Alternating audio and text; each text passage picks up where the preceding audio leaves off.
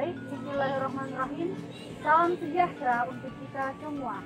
Salam kebajikan, Om Swastiastu, Namo Buddhaya, Shalom. Assalamualaikum warahmatullahi wabarakatuh. Salam silaturahim, teriring doa. Semoga segala aktivitas keseharian kita bernilai ibadah di sisi Allah Subhanahu wa Ta'ala. Salam pergerakan. Perkenalkan, nama saya Mas Niar, kader TNI Komisariat Simik Bina Adinata Kabupaten Bulukumba. Baiklah, pada video kali ini kita akan mengulas atau sharing tentang organisasi terbesar atau OKP, Organisasi Kepemudaan di Indonesia, yakni Pergerakan Mahasiswa Islam Indonesia, atau yang biasa kita singkat dengan PMII.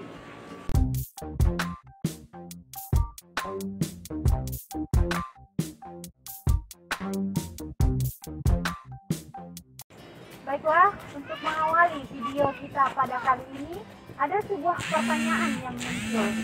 Apa sih itu PMI? Pergerakan Mahasiswa Islam Indonesia atau yang biasa kita singkat dengan PMI adalah organisasi OKP atau organisasi kepemudaan terbesar di Indonesia yang memiliki 230 cabang yang berhaluan Ahlus Sunnah wal Jamaah yang lahir dari rahim NU atau Nahdlatul Ulama pada tanggal 17 April 1960.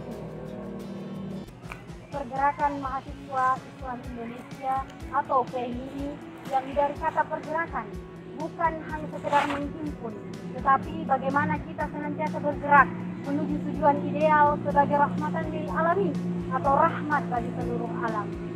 Kiprah PMII bukan hanya bagaimana kemudian kita senantiasa mencerminkan diri untuk kemudian kita melakukan tanggung jawab sebagai rahmat bagi seluruh alam atau bagi alam sekitar.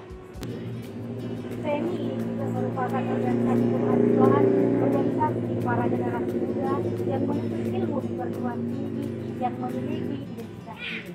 Nah, selain organisasi kemahasiswaan, PMII juga merupakan organisasi keislaman, di mana Islam yang ada di PMII merupakan Islam Ahlu Sunnah wal Jamaah yang menggunakan konsep pendekatan Islam, iman, dan juga ihsan, yang mana pola pikir dan perilakunya itu mencerminkan sikap moderat, selektif, integratif, dan juga moderatif.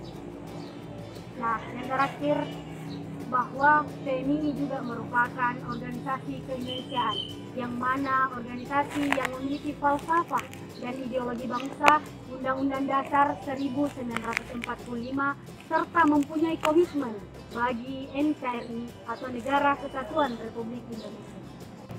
Nah, muncul sebuah pertanyaan, kenapa sih kita harus ber-PMII?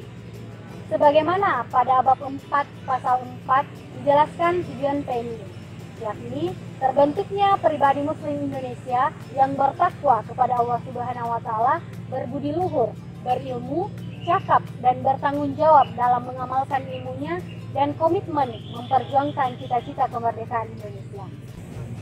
Hal pertama yang kemudian kita bentuk di PMII ialah terbentuknya pribadi muslim Indonesia yang bertakwa kepada Allah Subhanahu wa Ta'ala. Dalam artian, sebelum kita berilmu, hal pertama yang kemudian dibangun ialah menentukan mental, etika, sikap tawadu. Karena untuk apa kemudian kita memiliki ilmu, untuk apa kemudian kita menjadi orang hebat dan juga cerdas kalau kita tidak memiliki yang namanya etika. Selanjutnya ialah cakap. Nah, pernah dibahasakan begini bahwa cakap itu kita harus mampu dalam segala hal. Dianalogikan bahwa kader PMII ketika ditempatkan di dalam hutan, dia mampu untuk menjadi ular. Tetapi ketika ditempatkan di dalam air, dia mampu menjadi ikan.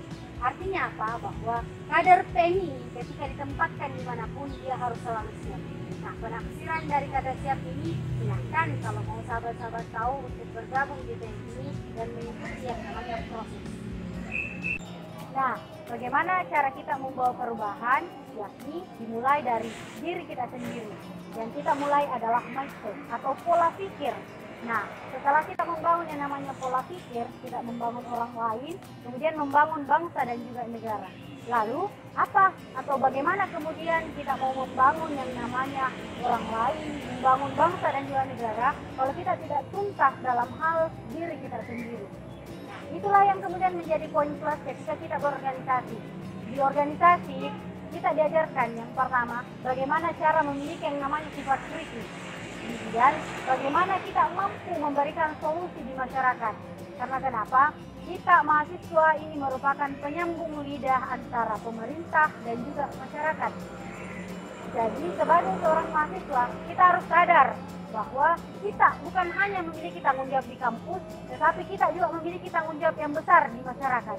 Kemudian poin selanjutnya ialah kita harus memiliki atau bagaimana kemudian cara kita menjadi public speaker. Nah, dua poin yang harus kita dapat, yang pertama ialah keberanian dan juga yang namanya percaya diri. Selain daripada hal itu, banyak kemudian poin-poin yang kita dapat, salah satunya seperti relasi atau namanya jejaring. Tapi itu tergantung bagaimana kemudian prosesnya sahabat-sahabat selama ber-PMI.